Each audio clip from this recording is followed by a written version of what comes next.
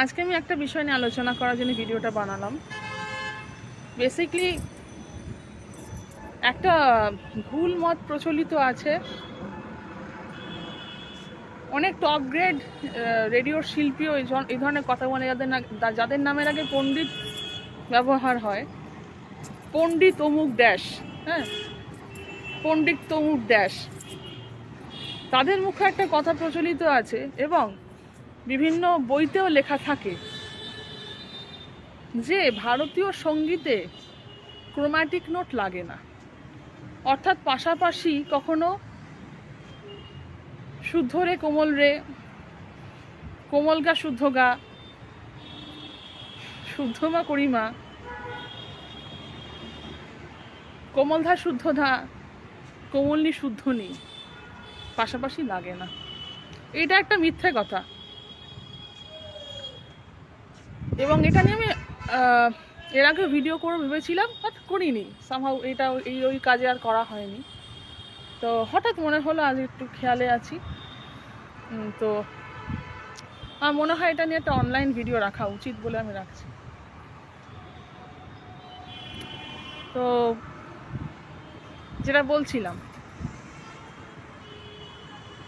ভারতীয় সঙ্গীত এমন হয় তারা বলে ভারতীয় সঙ্গীতে লাগে না, তারা সমগ্র ভারতীয় সঙ্গীত যেন জেনে বসে আছে। ভারতীয় সঙ্গীত ব্যাপারটা অত ইজি না। ভারতীয় সঙ্গীত, তুমি ভারতীয় সঙ্গীতের কটা মানে জনার জানো বাবা? কটা জানো তুমি? তুমি শুধুমাত্র উত্তর ভারতীয় সঙ্গীত শিখেছো, তাও দেখা যাবে সেটা তো তুমি সম্পূর্ণ নও। কেউ সম্পূর্ণ না, সেটা আলাদা কথা। সম্পূর্ণ যখন নয় কেউ তার নিজের জনেরই, তখন এত বড় কথা বলার সাহসটা তারা পায় কোত্থেকে? আমি তো এত বড় কথা বলার সাহস পাই না। তো আমি দুটোর আগের উদাহরণ দেব এবং তার সাথে জড়িত আরও কিছু রাগ আছে। আমি শুধুমাত্র উত্তর ভারতের রাগগুলোর কথা বলি আপাতত, আমি পরের কথায় যাব। একজন উত্তর ভারতীয় সঙ্গীতের পণ্ডিত যদি কথাটা বলে যে ভারতীয় সঙ্গীতে ক্রোম্যাটিক নোট লাগে না, তো সে মিথ্যাচার করছে। কেন বলছে এটা, কেন আমি জানি না। মানে লাগলেই বা তোমার কি আসে যায়? যদি লাগেও তাতে কি হয়ে যায়? মানে এটা বলতেই হবে? অনেক বই তো লেখা থাকে, কেন? মানে কি প্রয়োজন আছে এরকম একটা কথা লেখার? দরকার কি আছে? ক্রোম্যাটিক নোট লাগে কি লাগে না, তো প্রয়োজন নেই। তো যেটা শেখানো হচ্ছে চুপচাপ গাও, তখনই জানা যাবে যে কি দুধ কা দুধ পানি কা পানি হয়ে যায়গা। তো প্রথম যেটা রাগের নাম বলবো, যে রাগটার নাম বলবো, সেটা হচ্ছে ললিত। এটা নিয়ে আমার এক গুরুর সাথে খুব ঝগড়া লেগেছিল। অনেকে বলতে পারে যে ভাই তোমার সাথেই ঝগড়া লাগে কেন সবার, আর তো কারোর সাথে লাগে না, তাহলে তোমারই নিশ্চয়ই কোনো সমস্যা আছে। হ্যাঁ আছে তো, আমার সমস্যা আছে তো। সমস্যাটা কি? সমস্যাটা হচ্ছে আমি বেশি জানি, এবং সে বেশি জানার জন্য গুরুরা কমপ্লেক্স খায়। কোনো গুরু কমপ্লেক্স খায় তো, এবং সেটা আমার সাথে প্রচুর স্টুডেন্টস অগ্রিও করবে। গুরুরা কীভাবে বুলি করে আমরা দেখেছি, আমরা স্কুলে দেখেছি, আমরা গান শিখতে গিয়েও দেখেছি। টিচাররা কীভাবে বুলি করে স্টুডেন্টদের, যদি একটু বেশি ভালো পারে তো বেশি ভালো জানে, বা তার প্রাইভেট টিউশন নেয় না, তার সাথে লবি করে না, তখন তাদের একটু গাত্রদাহ হয়। তো সেটা নিয়ে বলছি। তো প্রথম রাগটার নাম ললিত। আমাকে যখন ক্লাসে বলা হলো, তখন আমি শিখছিলাম না, আমার এক মানে গুরু ভাই শিখছিল। সে ললিত শিখছে না যোগ শিখছে বোধহয়, না যোগের কথা এসেছিল বারেবার। তখন উনি বললেন যে ভারতীয় সঙ্গীতে ক্রোম্যাটিক নোট লাগে না। ও একবার শুদ্ধ গা কোমল গা পাশাপাশি লাগিয়েছিল, তখন বলেছিল যে না উস্তাদ রাশিদ খানকে আমি এটা শুনেছি তাই লাগিয়েছি। তো বলছি উস্তাদ রাশিদ খান হওয়ার পর এটা করেছে, এটা কোনো কথা হতে পারে না, এটাকে বলে তাবেদারি কথাবার্তা। উস্তাদ রাশিদ খান করেছেন বলে তো সেটা আরও বেশি মান্যতা পেয়ে যায়। আমাদের সঙ্গীত টিকে আছে কীভাবে? প্র্যাকটিশনারদের দ্বারা টিকে আছে। প্র্যাকটিশনার যদি না থাকে সঙ্গীত মরে পড়ে থাকবে। তো কোনো এক সর্বজনীন প্র্যাকটিশনার যদি ওরকম একটা রাস্তা লাগায় তাহলে সেই রাস্তাটা মান্যতা পেয়ে যায়। পাক না, ক্ষতি কি? যোগে যদি পাশাপাশি একবার কোমলগা শুদ্ধগা লাগানো হয় কি সমস্যা আছে? কত কিছুই তো তোমরা করেছো, কত কিছু তো তোমাদের আলাদা, এতগুলো কত কিছুই তো আলাদা হয়ে গেছে। তাহলে এটা একটু হোক না, অসুবিধাটা কি আছে? অনেকে বেহাগেও দেখেছি মা পাশাপাশি লাগায় একবার দুবার, সেটা আলাদা কথা, সেটাকে তাও ভুল বলা যায় না। যোগে হতে পারে না, যোগটা অতটা ভুল ধরা যায় না। তো তার কারণ আছে, কেন বলছি যোগের সম্বন্ধে পরে বলছি। তা আমি তাকে বলেছিলাম যে কোথায় গুরুজি লাগে, তো কোথায় লাগে? কেন ললিতে লাগে? না, ললিতে বেশি করে লাগে না, ওরকমভাবে লাগে না, হ্যান ত্যান। উনি ফালতু কথা আমাকে বোঝাতে শুরু করলেন। ওই দিন প্রথম লাগলো ঝগড়া, তখন আমাকে উল্টোপাল্টা দাবড়ি দিয়ে রেখে দিলেন। আমিও কিছু বলিনি, তখন একটু ইনসিকিওর ছিলাম যে না বাবা আমার যদি কিছু হয়। আমার আস্তে আস্তে সমস্ত ইনসিকিউরিটি কেটে গেছে। তো যাই হোক, তো যখন আমি বুঝতে পারলাম যে এদের থেকে বেশি জানি এবং এনাদের থেকে অ্যাটলিস্ট আমি বেশি জানি, এবং জানি বলে এনারা আমাকে, যেহেতু ওনাকে সবার সামনে আমি প্রশ্নটা করেছি তাতে হয়তো উনি ছোটো ফিল করেছেন, তাই আমাকে ছোট করার জন্য 10টা কথা বললেন। সেটা একটা ট্রেন্ড হয়ে গেল পরে বা। তো আমি তাকে বললাম ললিতা তো লাগে, ললিতা তো লাগে গুরুজি। না ললিতা এরমভাবে লাগে না, ওরমভাবে লাগে, সেরমভাবে লাগে না, কীভাবে লাগে? আর আপনি যে বলছেন ভারতীয় সঙ্গীত, আর ভারতীয় তো দক্ষিণ ভারতীয় সঙ্গীতে তো যোগ নিয়েই তো কথা হচ্ছে। চলনাটের কথাটা যদি একটু বলি তাহলে তো বলতে হয় যে সা গা গা মা পা নি নি সা সা নি নি পা মা গা গা সা সা রে, তখন এটা রে হয়ে যায়।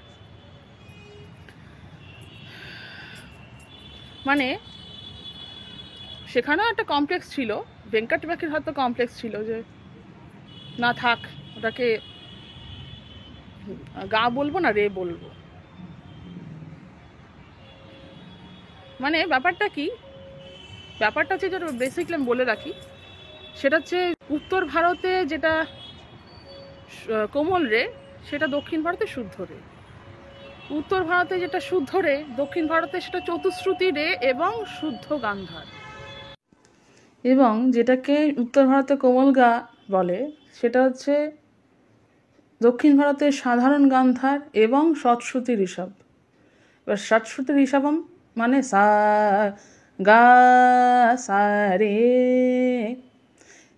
মানে ব্যাপারটা হচ্ছে সা গা মা পা নি সা, এটা হলে তখন গা হবে।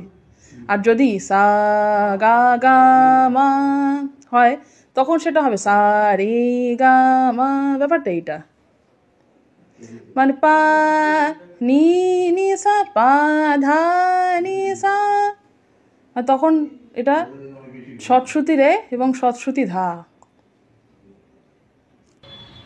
এমনি সময় সব ঠিক আছে, বিবাদী রাগের ক্ষেত্রে, বিবাদী রাগ মানে হলো যেখানে ক্রোম্যাটিক নোট পাশাপাশি লাগে, যেখানে ক্রোম্যাটিক নোট লাগে, অর্থাৎ শুদ্ধমা করিমা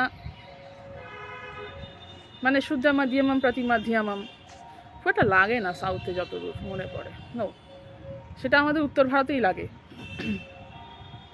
তো যখন শুদ্ধ রে এবং চতুশ্রুতি রে অর্থাৎ শুদ্ধ গান্ধার পাশাপাশি লাগে, আর বাকিটা বুঝে নিন কী হয়, পাশাপাশি কোমল শুদ্ধ লাগলেই তখন ওটাকে বিবাদী রাগা বলে। যেমন ললিত একটা বিবাদী রাগ, আর এখানে আমার বিবাদী স্বরের একটা ব্যাপার আছে। বিবাদী স্বর মানে ভাষাঙ্গ স্বর, কর্ণাটিক সিস্টেমটাকে ভাষাঙ্গ স্বর বলে।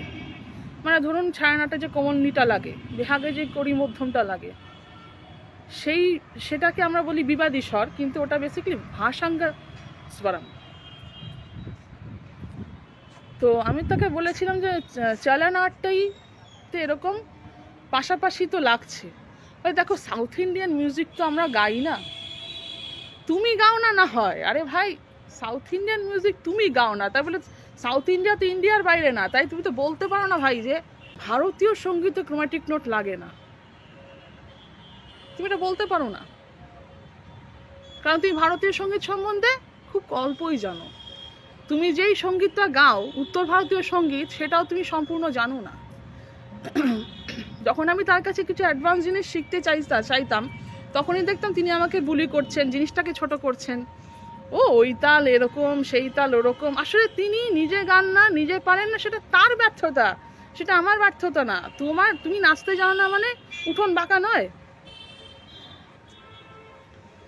তো এবার আসি দক্ষিণ ভারতের কথা। দক্ষিণ ভারতে অজস্র অজস্র অজস্র এর বিবাদী রাগ আছে, অজস্র। আপনারা শুধু যদি একটু মেলাকার্তাগুলো দেখেন, মানে ঠাটগুলো, কনকাঙ্গি প্রথমেই, তো সেসব ক্ষেত্রে মানে তারা কি খোঁজ খবর রাখে না? ইভেন এটাও দেখেছি যে সমস্ত বইতে দক্ষিণ ভারতীয় সঙ্গীতের মেলাকার্তা লেখা থাকে, সেখানেও লেখা থাকে যে ভারতীয় সঙ্গীতে ক্রোম্যাটিক নোট লাগে না। What is this man? This is a complete lie. অবশ্যই লাগে। তুমি জানো না, সেটা তোমার ব্যর্থতা। বা তুমি জেনেও তুমি সেটাকে অস্বীকার করছো। তুমি জানো যে চাঁদিনী কেদারে লাগে, তুমি উত্তর ভারতীয় সঙ্গীতের লোক, ঠিক আছে, তুমি তো জানো চাঁদিনী কেদার হয়ই না যদি দুটো মধ্যম পাশাপাশি না লাগে। ওটা তো নর্মাল কেদার। অনেকে বলে চাঁদিনী কেদারে কোমলনি লাগে বলে এটা নো নো নো, মেইন কারণটা হচ্ছে কোমলনিটা এমনি কেদারেও লাগে ভাষাঙ্গ স্বর হিসেবে। চাঁদিনী কেদার বিকজ অফ দুটো মধ্যম পাশাপাশি লাগে তাই। এবং ললিত হয় না যদি দুটো মধ্যম পাশাপাশি না লাগে। কাজে এইসব ভাঁওতাবাজি কথাবার্তা যারা বইতে দেখতে পাবেন পিস কেটে দেবেন। আর যারা এই সমস্ত বলে তাদেরকে প্লিজ মুখের ওপর জবাব দেবেন যে আপনি যেটা জানেন সেটা ভুল।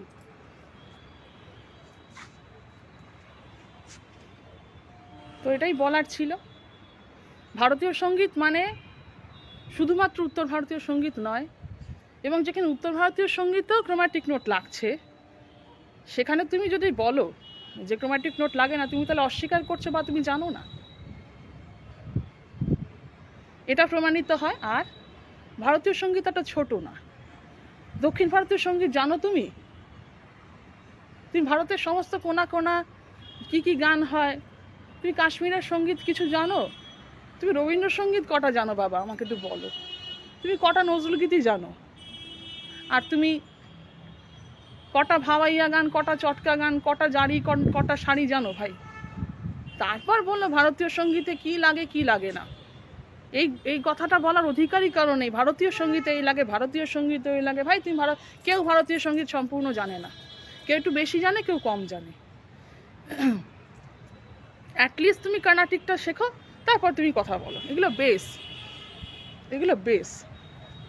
Hindustani is a base, Carnatic is a base. Fundamentally তোমাকে ওটার মধ্যে দিয়ে ট্রেনিং নিতে হবে। তারপরে তুমি সেটাকে নিয়ে সেটাকে পারফর্ম করবে, কিংবা সেটার আন্ডারে যে গানগুলো আছে সেগুলো পারফর্ম করবে, সেটা পরের ব্যাপার।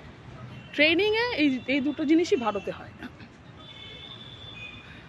আমি যেমন ঠিক করেছি, আমি যা শিখেছি তা গাইবো, এবং সেটা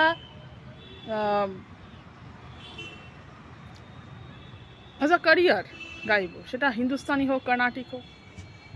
আমি যা শিখেছি আমি সেটা গাইবো প্রফেশনালি, তাই আমি শিখেছি, সবাই তা নয়। কিন্তু এই যে ফান্ডামেন্টাল জায়গাগুলোতেই ভুলভাল গুরুরা বলে, এটাকে মানুষের পরে বুঝতে অনেক প্রবলেম হয়। তখন মনে হতে পারে মাই হোল লাইফ ওয়াজ আ লাই। এই কারণে আমি বলছি যে এই ধরনের কথাবার্তায় সায় দেবেন না। কি বলা হয়, এতগুলো মানুষ বলছেন ভুল বলছে। হ্যাঁ, অবশ্যই ভুল বলছে। বই ঠইতে অনেক কিছু ভুলভাল লেখা থাকে। ঝগড়া হবে, অসুবিধা কি আছে?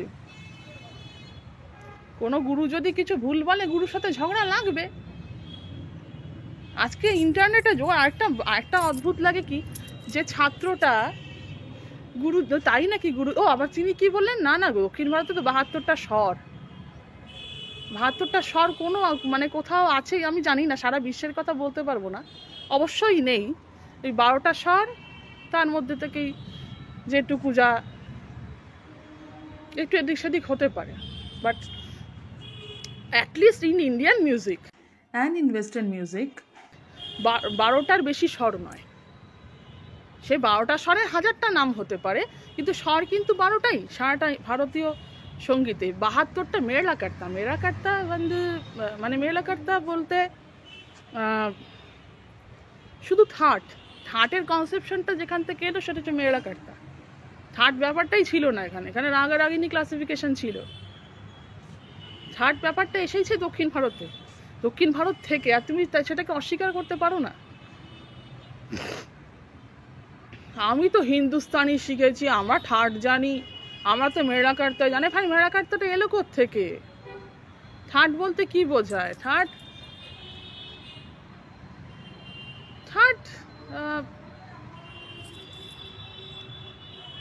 কতগুলো স্বরের কাঠামো, কারণ সমস্ত রাগ তো ঠাটের অন্তর্গত করা যায় না।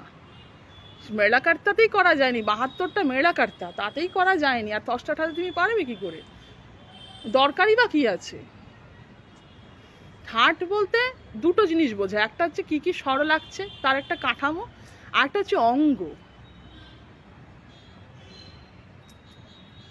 দুটো মিশিয়ে থার্ড।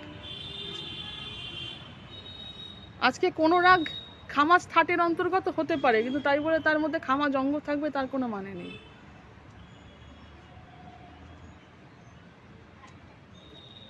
এইটাই হচ্ছে ব্যাপার, মানে কোনো রাগকে কাফি থার্টের অন্তর্গত করাই যেতে পারে, কিন্তু তার মধ্যে কাফি অঙ্গ নাও থাকতে পারে, আবার থাকতেও পারে। কাজে থার্ড ব্যাপারটা খুব কমপ্লিকেটেড একটা ব্যাপার, মানে না ঘাটকা এটাও হয়নি ওটাও হয়নি। অ্যাটলিস্ট রাগারাগিনী ক্লাসিফিকেশনের থেকে বেটার এটুকু বলতে পারি, কিন্তু কোনোটাই মানে ঠিক না। মানে অতিরিক্ত ক্লাসিফিকেশন করলে যে প্রবলেমটা হয় সেটাই হয়েছে আর কি। তো যাই হোক, কোনো স্টুডেন্টের সাথে যদি তার গুরুর ঝগড়া লাগে, তাহলে বুঝতে হবে সে স্টুডেন্ট অবশ্যই তার গুরুর থেকে বেশি জানে বলেই ঝগড়া লাগে। এবং বুকে বলতে শুধু গুরু শিষ্য নয়, যে কোনো মানুষের সাথে যদি ঝগড়া লাগে বুঝতে হবে যে সেই মানুষটা বেশি জানে, তার জন্য তার সাথে ঝগড়া লাগছে। কারোর সাথে তো লাগে না, তোমার সাথেই লাগছে কেন? ইয়েস, সমস্যা আছে বিকজ আমি বেশি জানি, অ্যাটলিস্ট এই বিষয়টা বেশি জানি। বেশি জানাটা তো একটা সমস্যা, কারণ কম জানলে কি যা খুশি বলে একটা ইয়ে করে দেয়, যেখানে যেই ছাত্রকে বলা হচ্ছিল তাই গুরুজি করে যাচ্ছে। কেন ভাই, তোমার কি পকেটে তুমি ইন্টারনেট ইউজ করো না? এখন তো একটা ইন্টারনেট মানে একটা ফোনে একটা জিনিস মেরে দিলে, আমরা তো কর্ণাটিক মিউজিক জেনেইছি ফোনের দৌলতে। হিন্দুস্তানি মিউজিক, কর্ণাটিক মিউজিকের অ্যাক্সেস খুব ভালো মতো পাওয়া যায় ইন্টারনেটের জোরে। সেখানে আমি কেন এমন একজন গুরুকে একেবারে অন্ধের মতন মানব, যার কিনা নলেজে ঘাটতি আছে প্রচণ্ড, তার নিজস্ব গান বাজনার জায়গাতেই নলেজের ঘাটতি আছে। ইভেন যে কর্ণাটিক মিউজিক বইগুলো আমি কিনেছি বা আমাকে আমার গুরু রেকমেন্ড করেছেন, সেগুলো আমি ইন্টারনেট ছাড়া পেতামই না। আমাকে রীতিমতো শারীরিকভাবে চেন্নাইতে গিয়ে কিনতে হতো। তো অ্যামাজন আছে বলে কিনতে পেরেছি অনলাইন। ইভেন আমি আমার গুরুরও সন্ধান পেতাম না, যে কলকাতাতেই কর্ণাটিক মিউজিক এত ভালো গুরু আছে, এত ভালো শেখার জায়গা আছে, এটা আমি জাস্ট কখনো ভাবতেই পারিনি। তো আমি ভাবতাম যে ঠিক আছে, যদি পাওয়াও যায় সেরকম কি আর স্ট্যান্ডার্ড হবে? দেখি অত্যন্ত ভালো। আমি হিন্দুস্তানি গুরু এত ভালো পাইনি কলকাতায়। তো শি ইজ আ কমপ্লিট গুরু। তো আমি তাকে পেয়েছি, এবং সেটা কিন্তু প্রথম যে ক্রেডিটটা যায় সেটা কিন্তু ইন্টারনেট ছাড়া, গুগল ম্যাপ ছাড়া আমি পেতামই না তার সন্ধান। শ্রী গুরু গুহা গানা বিদ্যালয় সন্ধান আমি পেতাম না। আজকে আমি তার আগে টি.এম. কৃষ্ণা মনোধর্মা যদি না শুনতাম, আমি কর্ণাটিক নিয়ে উৎসুক চিরকালই ছিলাম, কিন্তু আমি ডিটারমাইন্ড হলাম যে আমি শিখবো, সেটা কিন্তু টি.এম.কের মনোধর্মা দেখার পর। মানে মনোধর্মা বলতে আমি বলছি যে মনোধর্মা শীর্ষক যে প্রোগ্রামটা হয়েছিল সেটা দেখে আমি পুরো ক্লিয়ার হয়ে গেল আমার কাছে যে এটা এবার আমি শিখবই। মানে মনোধর্মা 1 এবং পরে 2টা যখন হয়েছিল তখন মধ্যে আমি শেখা শুরু করে দিয়েছি। মনোধর্মা 1টা আমাকে মানে একদম লাইফ চেঞ্জিং একটা ডিসিশন নিতে আমাকে হেল্প করেছে। তারপর 2 এলো। 3তে তা আমি নিজেই ওখানে ফিজিক্যালি প্রেজেন্ট ছিলাম। ওটা আমার খুব মানে 3টা হয়েছিল কলকাতাতে, এবং সেটা 2019 সালে হয়েছিল, অগাস্টের শেষের দিকে, খুব সম্ভবত 24 তারিখে। তো আমি ছিলাম, আমি ওখানে আমি সমস্ত কিছু ওখানে সামনাসামনি দেখেছি। এতটা আমার সৌভাগ্য হয়েছে দেখার। তো তখন আমি কর্ণাটিক মিউজিক শিখছি। তো এই যে এত কিছু গেছে, সেখানে তো আমার প্রচুর জ্ঞান আহরণ হয়েছে। সেগুলোর মধ্যে দিয়ে তো আমার হিন্দুস্তানি গুরু যায়নি। সে তো তার নিজের জগতে, মানে নিজের ওইটুকু জগতের মধ্যে তিনি বসে থাকেন। ওই জন্য কি তার নিজের নলেজেও ঘাটতি আছে। উত্তর ভারতীয় সঙ্গীত সম্বন্ধ তার জ্ঞান খুব সীমিত, যে কারণে আমি যখন তার কাছে, এবারে যেটা বলি, অতি নামকরা কোনো ব্যক্তি কখনোই গান শেখাতে পারেন না, কোনো দিন না। যদি কেউ বলে থাকে আমি অমুকের স্টুডেন্ট, ডাহা মিথ্যে কথা বলছে, ওটা ট্যাগ লাইন রাখার জন্য বলছে, জাস্ট ট্যাগ। দেখা যাবে সে প্যারালালি একজন অনামী ভালো গুরুর কাছে গান শিখছে, just to add the tag আমি ড্যাশ এর কাছে গান শিখি, জাস্ট একটা নাম করার জন্য, নামকে বাঁচতে নাম নেয়। দেখা যাবে তার স্টুডেন্টের কাছে হয়তো গান শেখে, বা তার স্টুডেন্টও নাম করে গেছে, সে স্টুডেন্টও শেখাতে পারে না গান। তখন কি করে, সে আরেকটা গুরু ধরে, সেটা সমস্ত জায়গাতে, সেটা হিন্দুস্তানি হোক কর্ণাটিক হোক, সমস্ত জায়গাতেই সেম। সে কি করছে, আরেকটা প্যারালাল গুরু ধরছে, যে কিনা অত্যন্ত ভালো একজন গুরু, কিন্তু তিনি শুধু শিক্ষকতাই করেন, অত্যন্ত উচ্চমানের শিক্ষিকা বা শিক্ষক। তো সেখানে সে গান শিখছে আর নাম নিচ্ছে অন্য একজনের। তো এরকম প্রচুর দেখা গেছে। যখনই দেখবেন যে কেউ বড় কোনো নাম বলছে, ধরেই নিন যে তার কাছে সে কখনোই শেখেনি। সম্ভব না কোনো অত্যন্ত নামী কারোর পক্ষে গান শেখানোর। হয় তার স্টুডেন্ট শেখায়, নয় তার মানে আরও এমন কিছু স্টুডেন্ট আছে যাদের কিনা অ্যাটলিস্ট গান দিয়ে রোজগার হয় না। ভালো হতে পারে, খারাপও হতে পারে, তার কাছে অত্যন্ত ভালোও হতে পারে, খারাপও হতে পারে, তো তার কাছে গান শেখে। কিংবা প্যারালাল কোনো একজন অত্যন্ত ভালো গুরু, যিনি গুরু হিসেবে খুব নামী, শুধুমাত্র গুরু হিসেবে, তিনি গান না, অথচ ভালো ভালো স্টুডেন্ট তৈরি করেছে, তারা গায়। তো এরকম কারোর কাছে গান শেখে, আর কোনো নামী গুরুর নাম নেয়, নামী শিল্পীর নাম নেয়। তো এটা সব জায়গাতে হচ্ছে, হিন্দুস্তানি, কর্ণাটিক, সমস্ত জায়গায় রবীন্দ্রসঙ্গীতে হচ্ছে। তা আমাকে না প্রচুর, যে আমি ছোটোবেলায় যা শিখেছি সোসাইটির দ্বারা, আমার মনে হতো সোসাইটি যেভাবে করে যে না অমুকের কাছে গান শিখলে ভালো হয়, তমুকের কাছে গান শিখলে।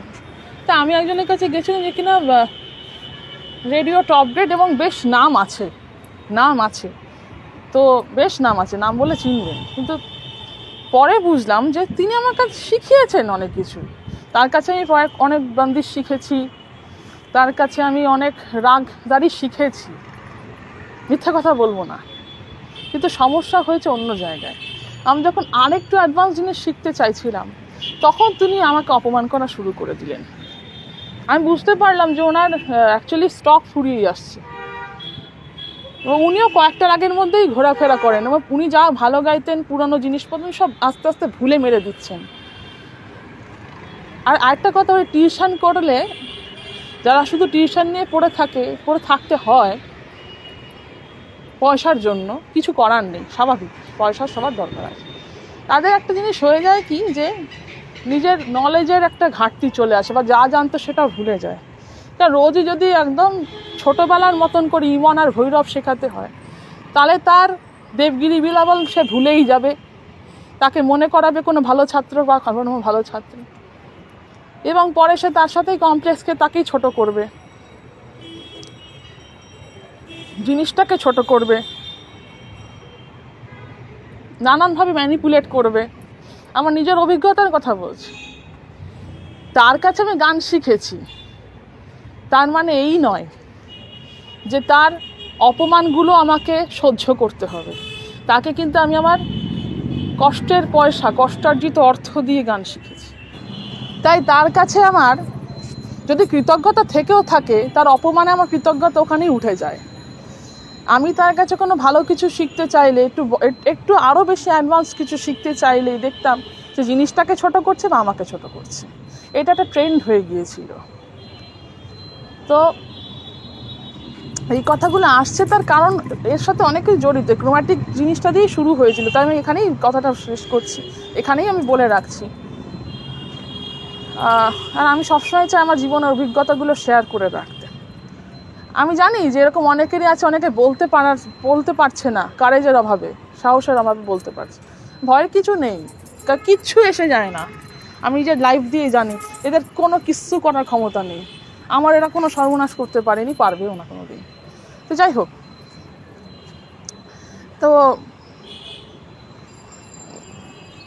যেটা হয়েছিল সেটা বলি, যে এরকম নানানভাবে তিনি আমাকে ছোট করতেন সারাটা ক্লাসের মধ্যে। তো বুঝতেই পারতাম যেহেতু আমি ন্যাশনাল স্কলারশিপটা, এখন তো আমার একটা ব্যাপার হচ্ছে ন্যাশনাল স্কলারশিপ তার সাইন ছাড়া হবে না।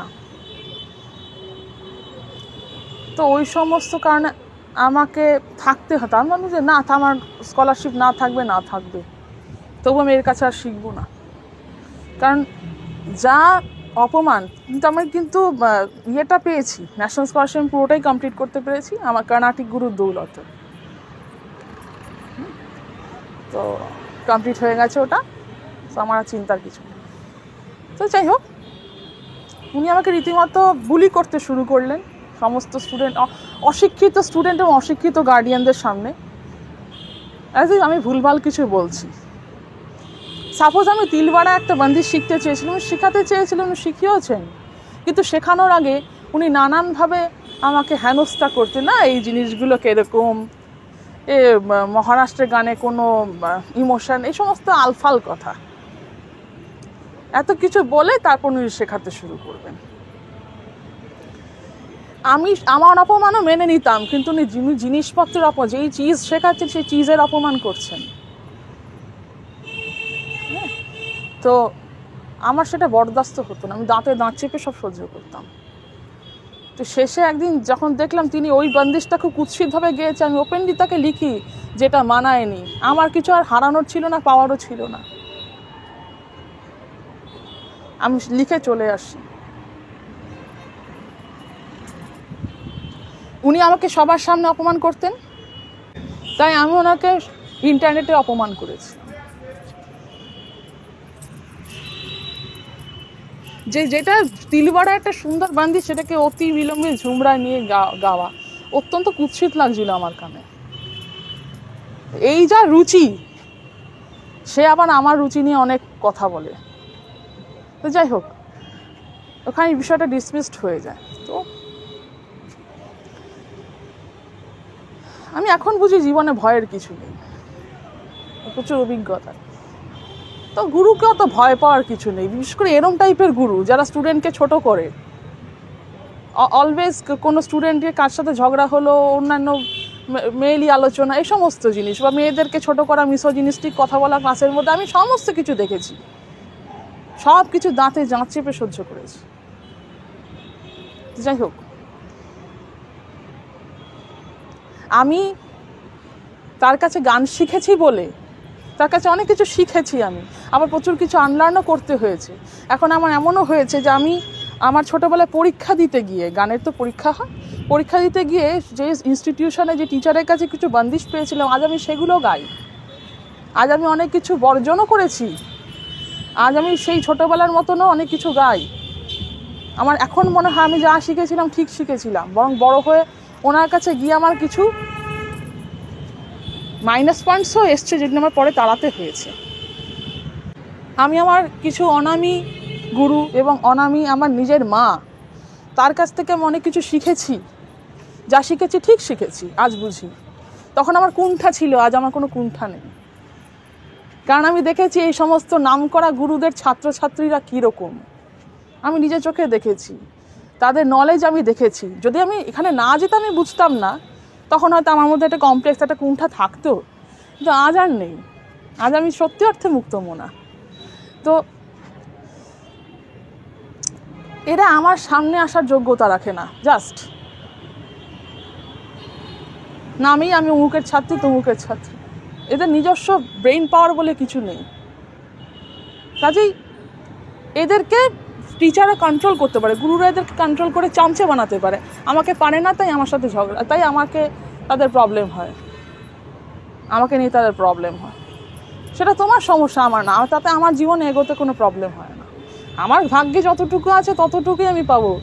এখন তোমার ভাগ্যে যতটুকু ছিল তুমি ততটুকুই পেয়েছো, এখন কিন্তু তোমার ডিটোরিয়েশনের সময় চলে এসেছে। তো এরা এখন ডিটোরিয়েশনের পথে। যাই হোক, এই হয়, এটাই হয়। তো যাই হোক, যেটা বলছিলাম যে গুরুর প্রতি কৃতজ্ঞতা খুব ভালো জিনিস, কিন্তু যে গুরুর কাছে আমি গান বাজনা নিয়ে অপমান পেয়েছি,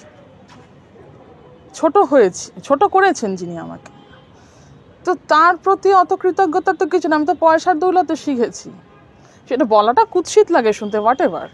কিন্তু আগেকার দিনে তো দাসী বৃত্তির বিনিময়ে বিদ্যা কিনতে হতো, তালিম নিতে হতো। সে অনেক উচ্চমানের তালিম, সেই তালিম এরা দিতে পারে না, কিচ্ছু না। এরা কিচ্ছু না, জাস্ট কেউ না। যাই হোক, তো এরা দেখায় ক্লাসের সামনে এরা বাঘ, ক্লাসের সামনে এরা সিংহ, বাইরের জগতে। আসলে আরেকটা সমস্যা ছিল, আমি তো অলরেডি প্রফেশনাল, তো তার সাথে আমার বিভিন্ন প্রফেশনাল জায়গায় তো দেখা হতো। তিনি কিন্তু পরে জিজ্ঞেস করতেন না যে ওই দিন গান কেমন গাইলে। আসলে সমস্যা হচ্ছে উনি আরও কয়েকটা ছাত্রছাত্রী নিয়ে যেতেন, তো তারা চামচে হিসেবে যেত, আর আমি যেতাম আর্টিস্ট হিসেবে। ওটা মানে ইগোতে লেগে গেছিলো। তো তার জন্য উনি দিনের পর দিন আমাকে দেখছি যে যেটাই শিখতে চাই সেটা কি হয়, সেটাকে উনি ছোটো করবেন, না আমাকে উনি ছোটো করবেন। এটা ট্রেন্ড হয়ে গেছিলো ক্লাসে। তো আমি সেটা আর হতে দিইনি। উনি পরেও চেষ্টা করেছিলেন আমাকে অপমান করবার, আমি তার রাস্তাই দিইনি। যাই হোক, তো এইভাবে এদের জবাব দিতে হয়। This kind of গুরুস should be treated like this. যেটা উনি ডিজার্ভ করে সেটা দেওয়া উচিত। তার নামের আগে পণ্ডিত থাক, যাই থাক, সে তার রেডিওতে টপ গ্রেড থাক, সেটা আমার কোনো আয় নেই তাতে। আমার আয় সেখানেই যেখানে আমার শিক্ষা সঠিক। হ্যাঁ, এটা হতে পারে যে অনেক কিছু আমি শিখেছি, যতটা শিখেছি ততটা। আমাকে কিন্তু প্রচুর জিনিস আনলার্নও করতে হয়েছে, বাই দ্য ওয়ে। আমার মনে হয়েছে আমি ছোটোবেলায় অনামী গুরুদের কাছে যেটুকু যা পেয়েছি তা অনেক সঠিক ছিল। আমার মায়ের কাছে আমি যা পেয়েছি তা অনেক সঠিক ছিল, এবং সেগুলো আমি আবার গাই। আমার মাঝখানে একটা ছিল, না আমি তো অত নামী কারোর কাছে শিখিনি। তো এটা একটা কমপ্লেক্স ছিল, সেটা আমার সমস্যা, সেটা সাবজেক্টের সমস্যা না। কারণ মানুষজনই এমন আচরণ করে, এটা কিন্তু সমাজের জন্য সোসাইটাল প্রেশার কোথাও একটা, যে না ইভেন মানে নাম করা গুরু হলেই সে খুব ভালো জানে।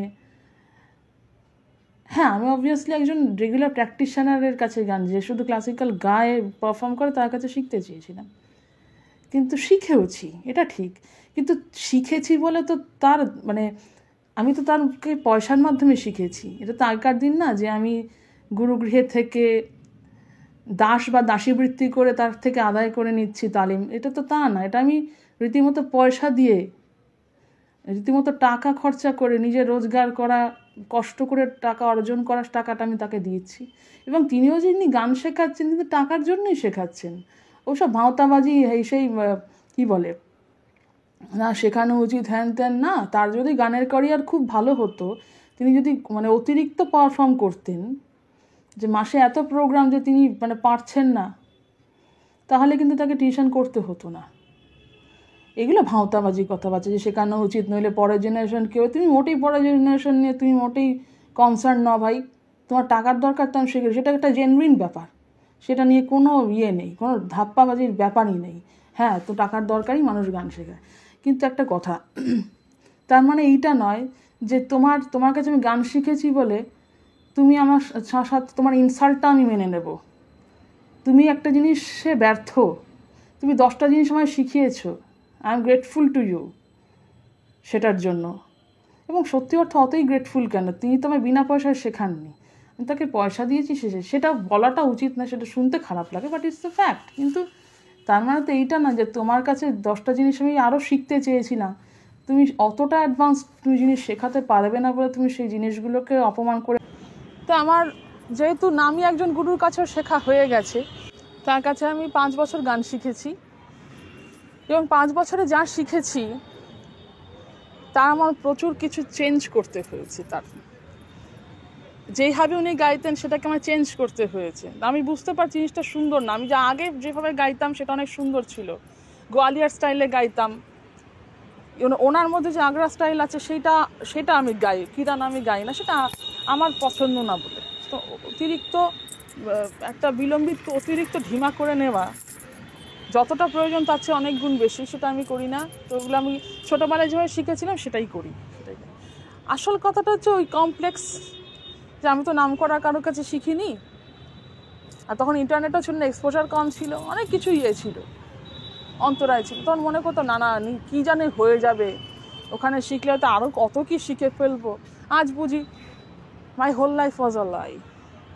হ্যাঁ, ওনার কাছে সত্যিই শিখেছি, কিন্তু আমি পুরোনো দিনেও অনেক ভালো কিছু শিখেছিলাম। তো আমি দুটো নিয়েই চলি, কিন্তু উনি শিখিয়েছিলেন আমায় গান, তার জন্য আমি ওনার অপমানটাকে তো ভুলে যেতে পারি না। ওনার কাছে গানও যেরকম শিখেছি, ভালো কিছু পারার জন্য, ভালো কিছু শেখার জন্য এবং সত্যি কথা বলার জন্য আমি অপমানিতও হয়েছি। আমাকে দুটোই মনে রাখতে হবে। কাজে এখানে কৃতজ্ঞতার কিছু নেই। যে গুরু এরকম অপমান করে তার প্রতি কৃতজ্ঞতার কিছু নেই। হ্যাঁ, এমনও দিন গেছে যে আমার ফিস দিতে দেরি হয়েছে, উনি কিছু বলেনি, ফিস দিতে দেরি হয়েছে, প্রচুর মাস ফিস আমার বাকি থেকেছে, তারপরে আমি দিয়েছি, সেটাই উনি কিছু বলেনি, সেটা একটা ভালো দিক, আমি অস্বীকার করছি না। কিন্তু তাই বলে আমাকে কিন্তু অপমান করতেও তিনি ছাড়েননি। সেটা অবশ্যই ফিসের কারণে না, এটাও বলছি, কিন্তু এই যে অমুক রাগ নিয়ে অপমান করা, তমুক নিয়ে অপমান করা, আমার ব্যক্তিগত বিষয় নিয়ে তার সাথে ঝগড়া লাগা, বা অন্য ছাত্রছাত্রীর ব্যক্তিগত বিষয় নিয়ে ক্লাসে বলা, এই জিনিসগুলো নোংরামি। তো আমার এই জিনিসগুলো মোটেই ভালো লাগে না। আমার তো দেখি না যে আমার কর্ণাটিক গুরু যার কাছে আমি গান শিখি তিনি তো এগুলো করেন না। তো ভালো খারাপ তো আছে, সেটা তো মানতেই হবে। গুরু বলে তো তার সব কিছু হয়ে যেতে পারে না, শুদ্ধ হয়ে যেতে পারে না। তো যখন অপমানিত হয়েইছি ভালো কারণে, সত্যি কথা বলায় বা ভালো প্রশ্ন করায় আমাকে এমন ছোটো করাই হয়েছে, তো যেই ভক্তি নিয়ে আমি ওনার কাছে গেছিলাম না, সেটা উড়ে গেছে।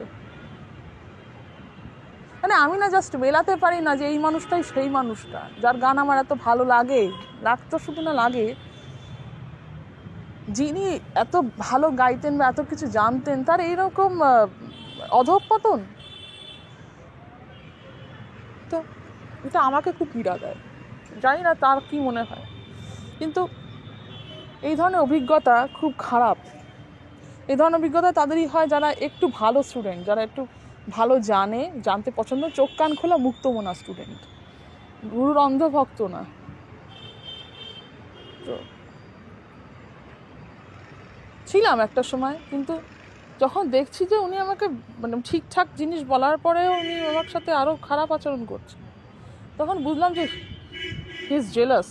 অ্যাকচুয়ালি আমার একজন বন্ধু বলেছিল যে he is definitely jealous of your erudition. He was right.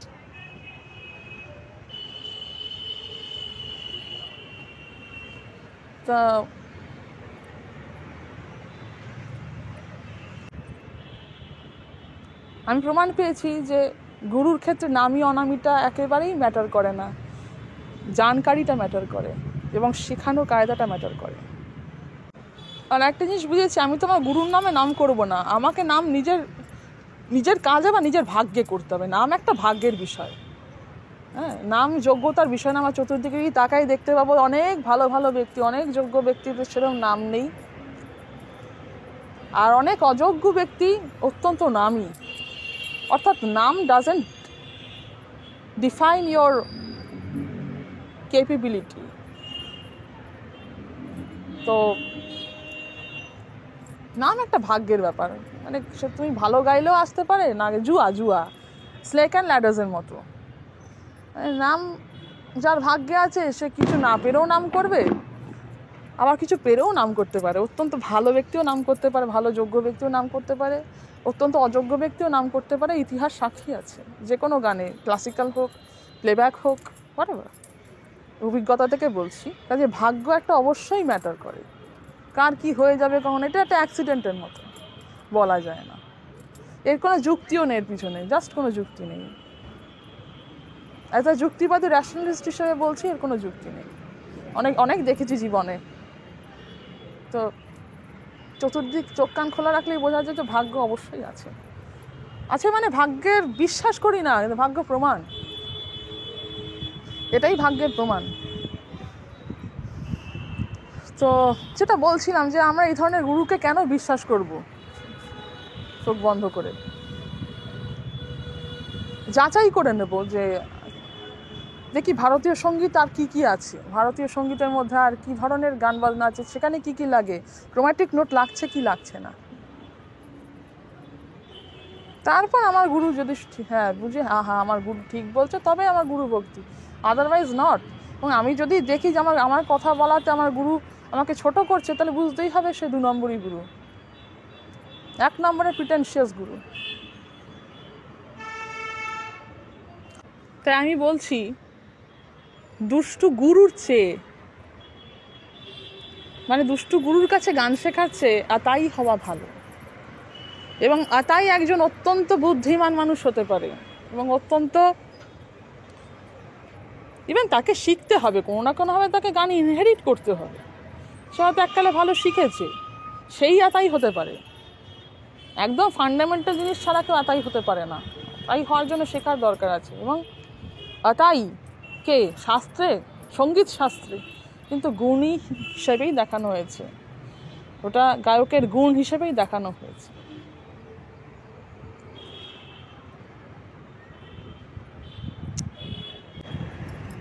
তো যে কিনা ভালোভাবে গান শিখেছে গুরুর কাছে বসেই, এবং যার অত্যন্ত বুদ্ধি আছে, অত্যন্ত সাংগীতিক বুদ্ধি এবং আহরণ করবার শক্তি আছে, সে যে কোনো গুরুর সামনে বসে শেখা স্টুডেন্টদের থেকে ভালো গাইবে, বুঝবে এবং জানবে। এটা প্রমাণিত। গুরুরা ব্যবসা রাখার জন্য ওরকম অনেক কিছু বলে যে ও না হলে হয় না, না হলে না।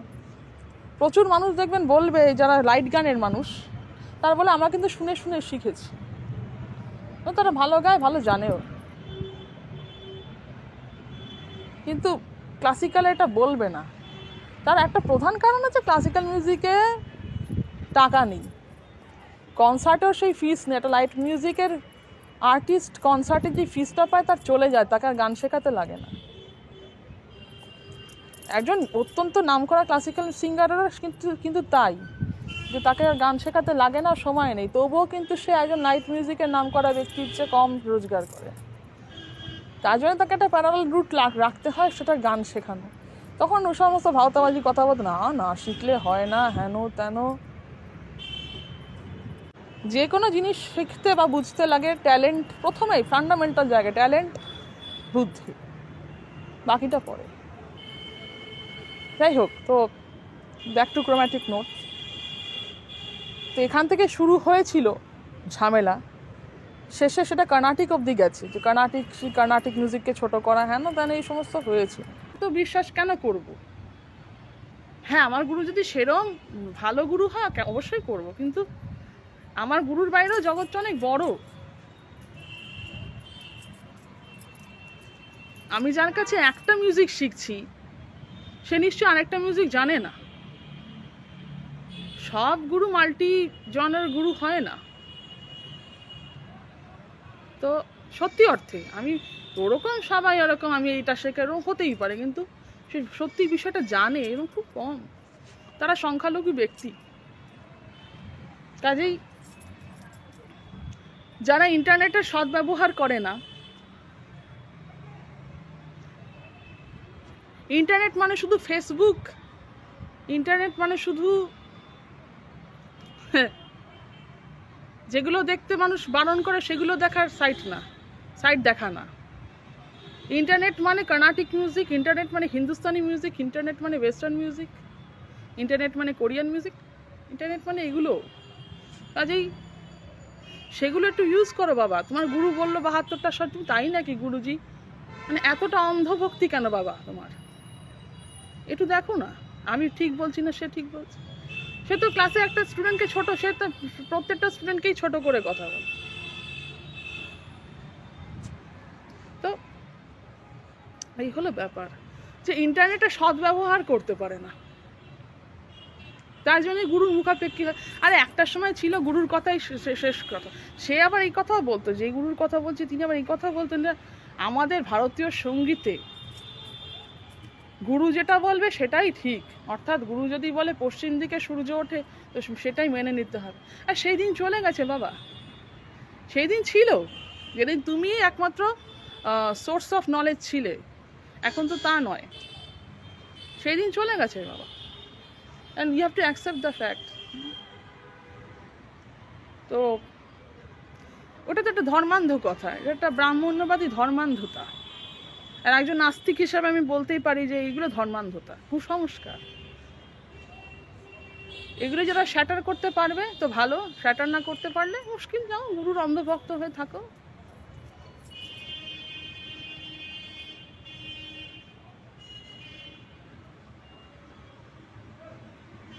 তো যাই হোক,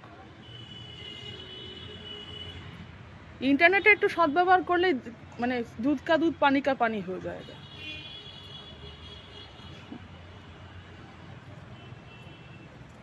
তখন গুরুদের রক্তচক্ষু এমনিতেই সাদা হয়ে যাবে। সমস্যা হচ্ছে সংখ্যালঘু স্টুডেন্টরা, যারা আমরা সংখ্যালঘু স্টুডেন্ট, অর্থাৎ যারা একটু বেশি জানে তারা অবশ্যই সংখ্যালঘু হয়ে যায়। সংখ্যাগরিষ্ঠ হচ্ছে গুরু যা বললো হ্যাঁ হ্যাঁ করে চললাম, যা বলেছে তাই ঠিক, ব্রাহ্মণ্যবাদী কুসংস্কার। এতে কিছুই হয় না, এতে এটা নিজের জানার পক্ষে অন্তরায় হয়, নিজের চোখে কুসংস্কারের পট্টি বেঁধে থাকা হয়। অন্ধভক্তি মানে জীবনের এগোনোর ক্ষেত্রে অন্তরায়, এগোনোর পথে অন্তরায়।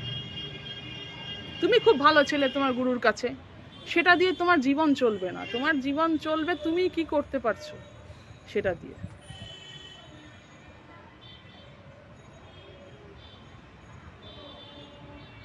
এটাই বলছিলাম যে এই ধরনের কথাবার্তা যা কিছু সমস্ত ধর্মান্ধ কথাবার্তা, ক্রোমাটিক নোট লাগে না, হ্যান থেকে ফালতু কথাগুলো। শেষের দিকে এমন হয়ে গিয়েছিল যে বই দেখে বন্দিশ তোলাতেন আমাকে, কয়েকটা বন্দিশ আমাকে বই দেখে তুলিয়েছেন। মানে আমাকে বইটা দিয়ে দিয়েছিলাম, ছবি তুলে আমি তুলতাম বা উনিও তুলিয়ে দিচ্ছেন। আমার কি সেই বয়স আছে যে আমি এখন মানে একটা বন্দিশ আমাকে তোলাতে হয়? This is West of time and energy and money. কারণ আমি বলছি, আমি তখন রীতিমতো এক্সপার্ট অন্তত এই বিষয়ে, যে আমি একটা নোটেশন দেখে, বইয়ের নোটেশন দেখে আমি বিলম্বিত তুলতে পারি।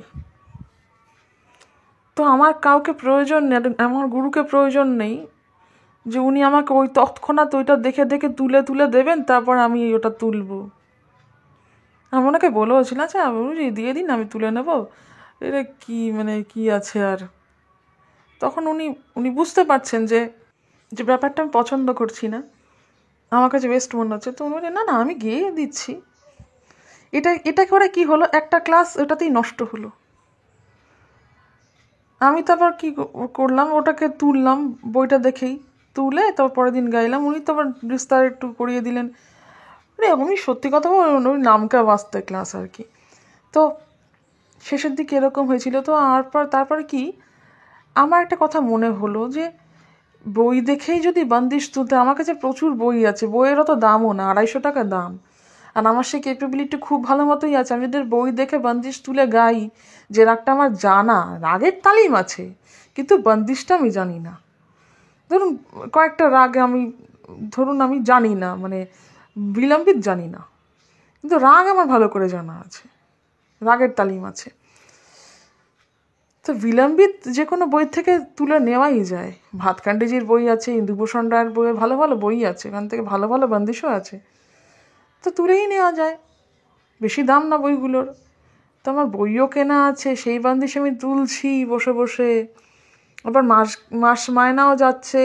এবার যেই দিনটা গেলাম সেই দিনের একটা খরচা তো আছে, অটো ভাড়া বা বাস ভাড়া হোয়াটএভার। তো এগুলো ফালতু খরচা না এই যুগে। তো আমার গায়ে লাগতো, কারণ আমার সেরকম টাকা ছিল না, তাই গায়ে লাগতো, স্বাভাবিক। আমি কষ্ট করে গান বাজনা শিখেছি, তো সেটা যদি এরমভাবে মিসইউজ হয়। আমি তারপর মনে করলাম যে বই দেখে যদি গান তুলতে হতো, আমি তো বাড়িতে বসে 1000টা বান্দিশ তুলতে পারি, আমার প্রচুর বই আছে আমার কাছে। আমি জাস্ট কারো মুখ থেকে শুনে শিখবো বলে, গুরুমুখী বিদ্যা এই সমস্ত যে কথা আছে, তো সেটার জন্য আমি শিখতে গেছি। যদি বই দেখেই তোলেন নিজে, আবার সেটা আমাকে তোলেন, তার কি মানে আছে এটা?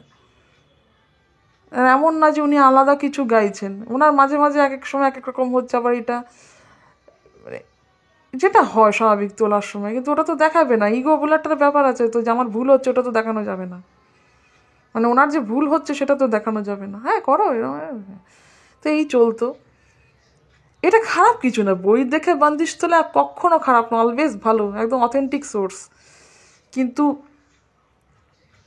সেটা আমি ফালতু একজনের কাছে গিয়ে করতে যাব কেন? আমি তার কাছে রাগদারি শিখতে গেছি, আমি তার কাছে একটা বান্দিশ তুলে আমার একদিন নষ্ট হয়ে গেল, কষ্ট করে গেলাম, কি মানে আছে? সবাই বললেই হয় এটা তুলে এসে যেটা বিস্তারটা দেখাচ্ছি এটা তুমি করে নাও, তাহলেই হয়ে যেত। তোমার নিজেই বলেছে যে তুমি কিন্তু খুব ভালো পারো। হ্যাঁ তুমি তো পারো, নিজেই ভালো তুলেছো, তো তুমি সেটা তুলবই।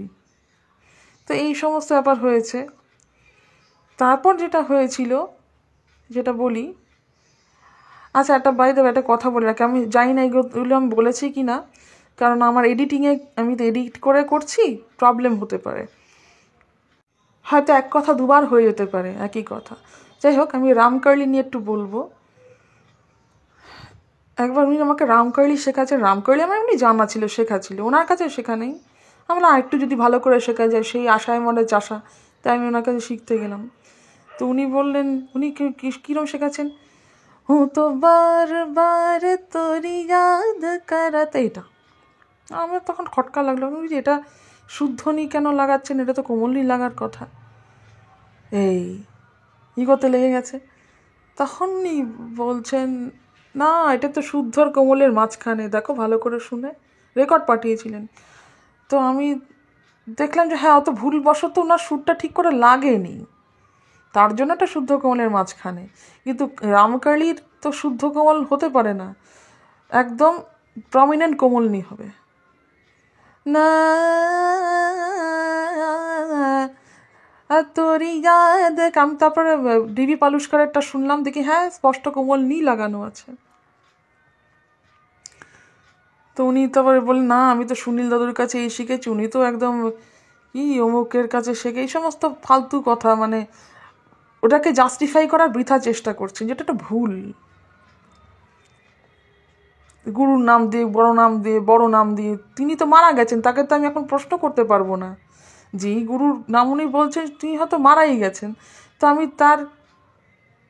তাকে তো আর গিয়ে প্রশ্ন করতে পারবো না যে বড় দাদা গুরুজি আপনি কি এটাই ছিল না এটাই ছিল। যেহেতু করতে পারবো না, তাই এই সমস্ত আলতু ফালতু কথা। এইভাবেই শিখেছি, এতেই টপ গ্রেড পেয়েছি, হ্যান ত্যান। এইগুলো কোনো কথা? ভুলটা ভুলই। আর তুমি যে এইটাকেই টপ গ্রেড পেয়েছো তা তো না, তার কি প্রমাণ আছে? হোয়াট এভার, এই ধরনের ম্যানিপুলেটিভ কথাবার্তা। তারপর যেটা বললেন সেটা আরও ভয়ঙ্কর, সেটা হচ্ছে দেখো রামকেলি তো রাগ, মানে ভৈরব ঠাটের রাগ। তো এটা একটা প্রবলেম্যাটিক জিনিস। ভৈরব ঠাট যখন রামকেলি ছিল, ভৈরব ঠাট ব্যাপারটা তখন ছিলই না। ভৈরব ঠাট তো পরে অন্তর্ভুক্ত করা হলো। ঠাট থেকে কখনোই রাগ উৎপন্ন হয় না, ঠাটে অন্তর্ভুক্ত করা হয়। তো যাই হোক, এই সমস্ত কথা। তো উনি বললেন যে বিবাদী স্বর হিসাবে একটু কোমল উনি আর করিমা লাগে। ওটা ছাড়াও রামকেলি 10 মিনিট গেয়ে দেওয়া যায়। করিমধ্যম আর মাপা ধানি দাপা, করিমধ্যম না ছাড়াও রামকেলি নাকি 10 মিনিট গাওয়া যায়। আমি তখন কিছু বলি না, আমি একটু ব্ল্যাঙ্ক হয়ে গেছিলাম, আমার তখন মাথাটা কাজ করছিল না। এখন বুঝি যে ভাওতার কথাবার্তা।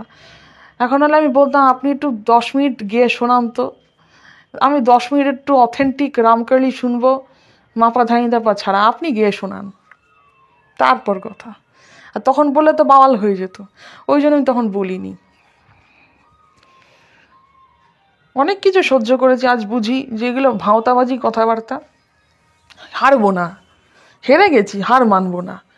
আমি ভুল করেছি এটা স্বীকার করতে আমার কুণ্ঠা, এরকম একটা ব্যাপার। তাই আমার ভুলটাকে নানানভাবে আমি জাস্টিফাই করছি। তো এই ধরনের গুরু হইতে সাবধান, আমার অভিজ্ঞতা আমি বলছি। অনেক কিছু ম্যানিপুলেটিভ কথাবার্তা এরা বলে।